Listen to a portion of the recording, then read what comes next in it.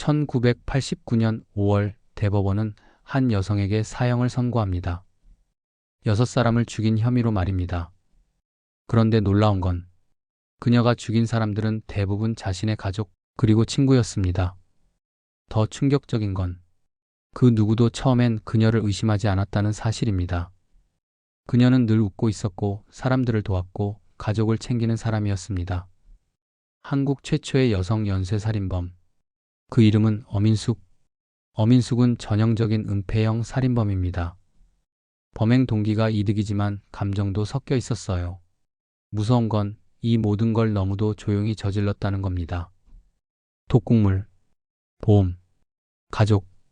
이 단어들이 하나로 연결되기까지 경찰은 수년이 걸렸습니다. 그리고 수사가 시작될 즈음 주변 사람들은 모두 이렇게 말했습니다. 인숙이는요, 그런 애 아니에요. 걔가 왜 그런 짓을 해요? 그렇다면 그녀는 왜 자신의 가족을 하나씩 죽여야 했을까? 보험금 때문이었다? 그게 전부였을까? 그리고 왜 아무도 그녀를 의심하지 않았을까? 1986년 6월 충청북도 청주의 한 작은 장례식장. 시골 마을의 장례는 언제나 그렇듯 조용하고 숙연했습니다. 하지만 이 장례식은 어딘가 이상했습니다. 상복을 입은 중년 여성이 눈물을 닦으며 분주히 상가를 오갑니다. 바로 그녀가 오늘 장례의 주인공이자 사망자의 언니 어민숙입니다. 사망자는 그녀의 동생. 사인은 급성 심장마비. 평소 심장병이 없던 사람인데 너무도 갑작스러운 죽음이었습니다. 그럼에도 의심하는 이는 없었습니다.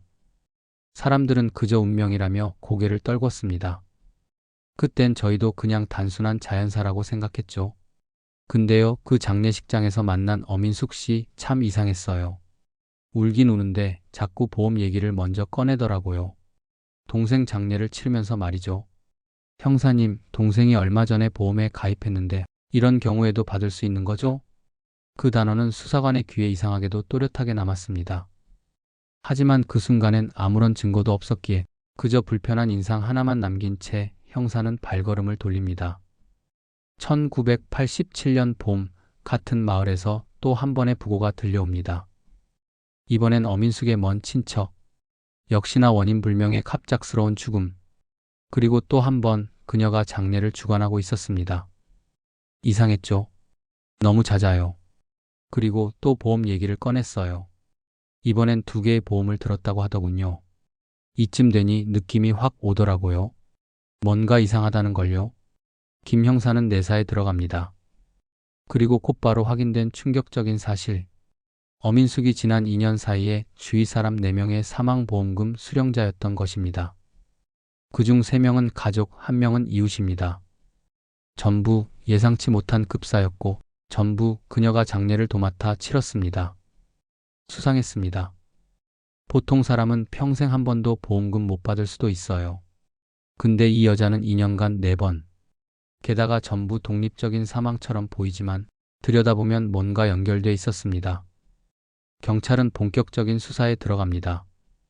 어민숙이라는 이름 뒤에 감춰진 수상한 그림자. 그녀는 피해자인가? 아니면 철저히 계산된 가해자인가? 사람들은 그녀를 착한 사람이라 불렀습니다.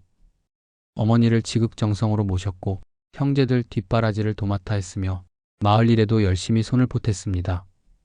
그런 사람이 가족을 죽였다고요? 어민숙 당시 30대 중반. 결혼은 했지만 별거 중이었고 청주 근교의 시골집에서 홀로 어머니와 살고 있었습니다. 어민숙 씨에 대해 주변에 물어보면요. 다들 그렇게 착한 사람이 없다고 했어요. 어릴 때부터 동생들 뒷바라지하고 어머니 편찮으신 것도 혼자 다 챙겼다더군요. 인숙이 그 애는요. 뭐든 자기 손으로 다 했어요. 아침에 논에 나갔다가 점심엔 어머니 약 타오고 저녁엔 동생 도시락 싸서 들려주고요. 그 고생을 어떻게 혼자 했는지 몰라요. 그러나 경찰이 들여다본 그녀의 삶은 겉모습과 달리 아주 정교하고 조용한 계산 속에 움직이고 있었습니다. 이상한 게 또 있었어요. 어민숙 명의로 된 보험이 무려 12건이나 되더라고요. 대부분 수익자는 본인 또는 가족. 근데 가입자 중 일부는 죽은 사람이었어요. 경찰이 확인한 첫 번째 피해자는 어민숙의 친동생. 그는 사망하기 2달 전 사망 시 수익자가 어민숙으로 지정된 생명보험에 가입됐습니다. 보험금은 1,200만 원. 당시로선 꽤 큰 액수였죠. 보험 들어준 게 본인도 아니었어요. 어민숙이 다 알아서 처리했고 가입 서류도 그녀가 챙겼습니다. 심지어 일부 보험은 대리 서명 의혹도 있었어요. 범죄 전문가들은 어민숙의 이런 행동을 사회적 신뢰를 이용한 위장형 범죄라고 부릅니다. 평소 선한 이미지로 상대의 의심을 지우고 그 뒤에서 차근차근 계획을 실행해 나가는 방식입니다. 어민숙의 범행은 즉흥적인 분노가 아니라 철저하게 계산된 생존 전략이었습니다. 자신을 착하게 보이게 만드는 사회적 가면을 쓰고 있었고 그 가면 덕분에 피해자조차 의심을 못한 거죠. 사건 당시 그녀는 수입이 거의 없었습니다. 약간의 농사일 외에는 뚜렷한 직업도 없었고 남편과는 연락이 끊긴 상태. 생활비는 오롯이 보험금과 주변 도움으로 충당됐습니다. 사람들은 그녀가 힘든 줄도 모르고 산다고 말했죠. 근데 그게 다 겉으로만 본 거예요. 그녀는 이미 몇 년 전부터 돈이 되는 사람을 중심으로 보험을 들어두고 있었거든요. 이제 퍼즐은 맞춰지기 시작합니다. 겉보기엔 평범하고 친절한 여인. 하지만 그녀는 조용히 주변 사람을 하나씩 자신의 경제 수단으로 바꿔가고 있었습니다. 처음엔 우연처럼 보였습니다. 두 번째에도 그럴 수 있다고 생각했습니다. 세 번째부터는 경찰도 더 이상 그냥 넘길 수 없었습니다. 1986년부터 1988년까지 단 2년 사이에 어민숙 주변에서는 총 6명이 사망합니다. 이들은 모두 어민숙의 가족 혹은 가까운 이웃이었습니다. 이름을 정리해봤어요. 동생, 조카, 시어머니, 친척, 아주머니, 친구. 전부 가까운 사람들이에요. 그런데 놀랍게도 이 모든 사망에 어민숙이 사망보험 수익자로 등록돼 있었습니다. 이쯤 되니 저희도 긴장하기 시작했죠. 첫 번째 피해자는 어민숙의 친동생. 평소 건강했지만 집에서 갑자기 쓰러져 병원 도착 전에 사망. 사인은 급성 심장 이상으로 처리됐습니다. 당시 보험금 수령자 어민숙. 금액 1,200만 원. 두 번째는 시어머니. 어민숙 집에 방문 중 쓰러져 숨졌습니다. 보험금 수령자 어민숙. 금액 약 1,500만 원. 세 번째는 조카. 어민숙이 자주 돌봐주던 소년. 갑자기 구토와 의식 저하 증상으로 사망. 의사는 식중독 추정. 하지만 독극물 검사는 이루어지지 않았습니다. 우연이라고 보기엔 너무 빈번했어요. 그리고 사망 장소가 대부분 어민숙의 집이나 그녀가 음식을 건넨 직후라는 공통점이 있었죠. 경찰은 이 시점에서 어민숙이 음식에 독극물을 섞었을 가능성을 의심하기 시작합니다. 조사를 하면서 발견한 게 있어요. 어민숙이 한때 약국에서 일을 도운 적이 있다는 겁니다.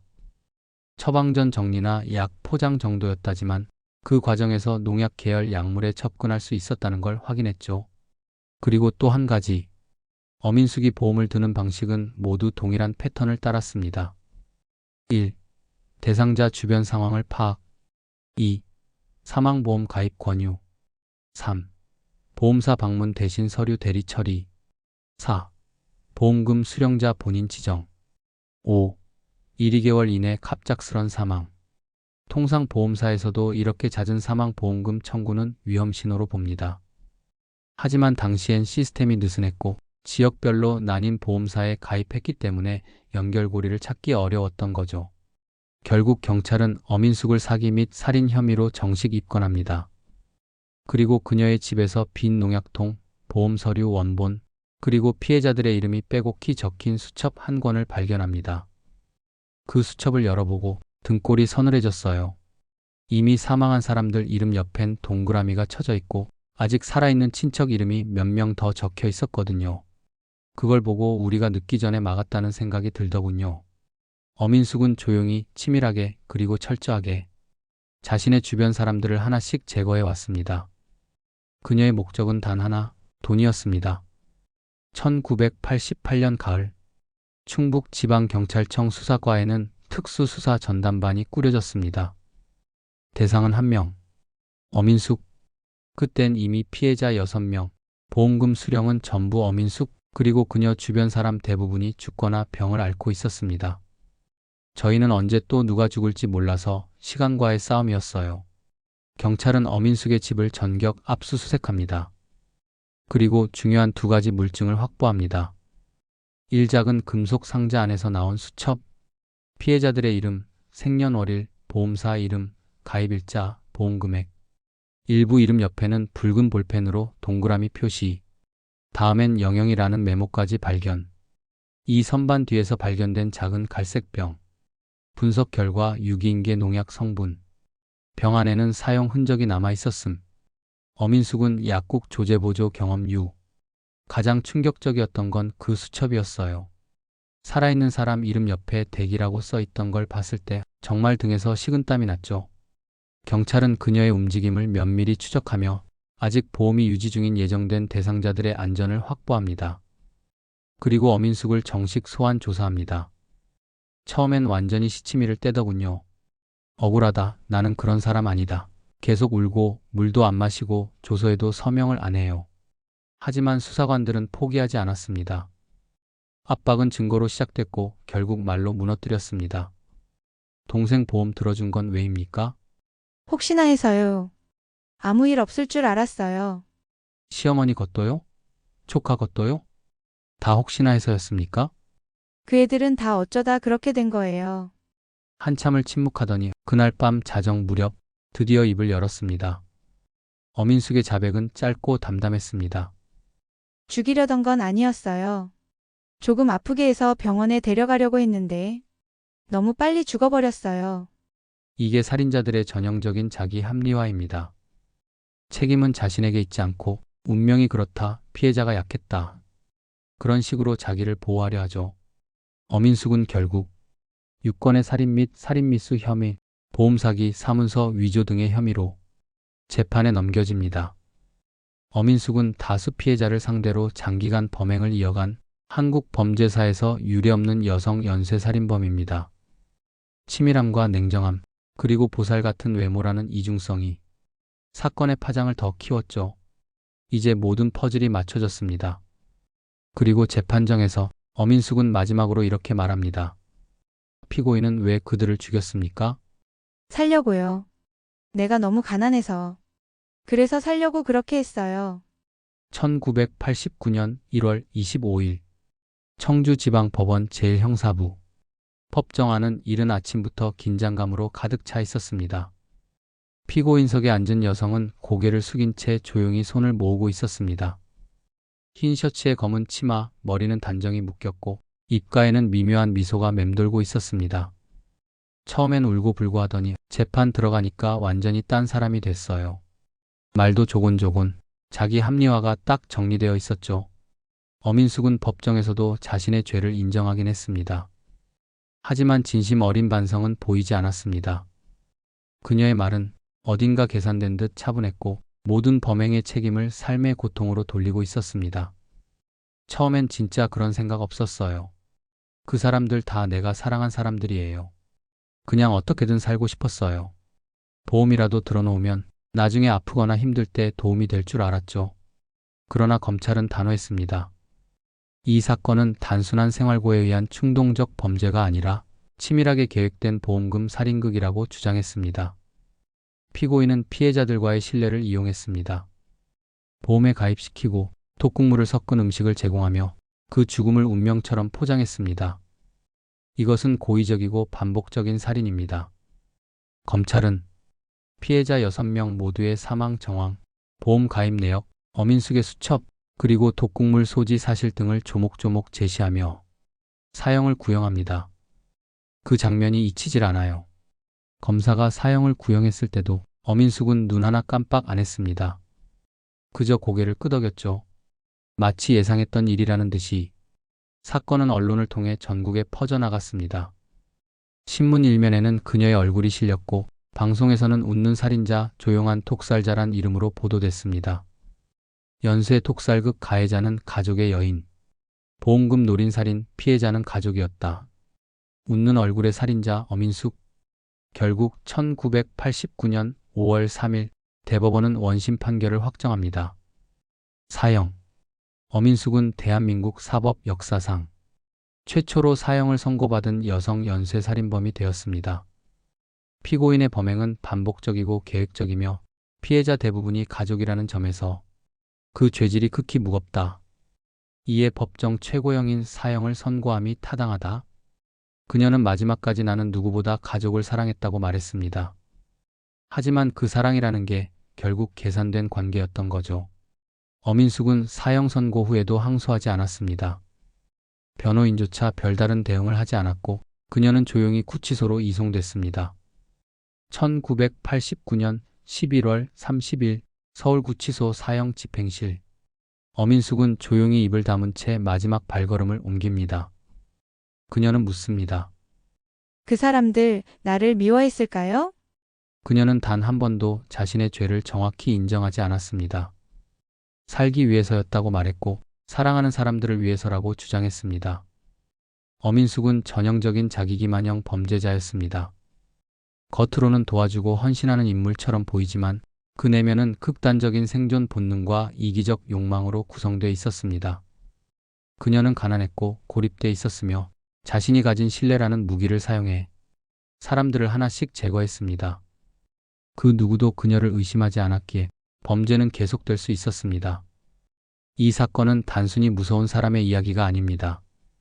무관심과 방관, 너무도 쉬운 보험 시스템, 사회 안전망의 부재까지 여러 요소가 결합된 사회적 비극이죠. 당시 어민숙이 피해자들과 맺은 보험은 대부분 지역 보험사에서 대리로 가입된 것이었습니다. 서류 위조나 대리 서명이 가능했고 상대가 직접 서명하지 않아도 보험금이 지급됐습니다. 오늘날의 보험 시스템과는 달리 신뢰만으로도 충분했던 시절. 한편으론 안타까웠어요.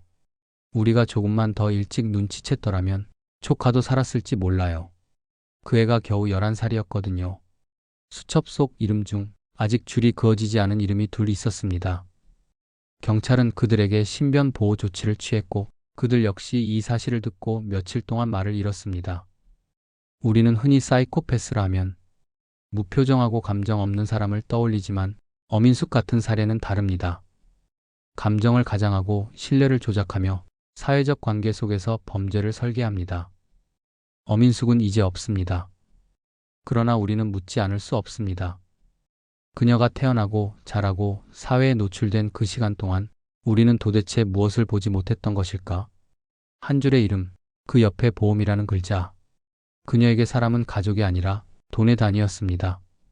이 사건은 단순히 기괴한 범죄가 아니라 신뢰라는 인간의 본성이 어떻게 악용될 수 있는지를 보여줍니다. 그렇기에 이 이야기는 끝났다고 말할 수 없습니다. 사랑하는 사람을 지키기 위해 당신은 그들의 어떤 면을 믿고 있습니까? 그 믿음은 정말 검증 가능한 것인가요? 사건의 이면과 심리를 함께 들여다보는 이야기. 구독과 좋아요는 다음 이야기를 만드는 큰 힘이 됩니다. 감사합니다.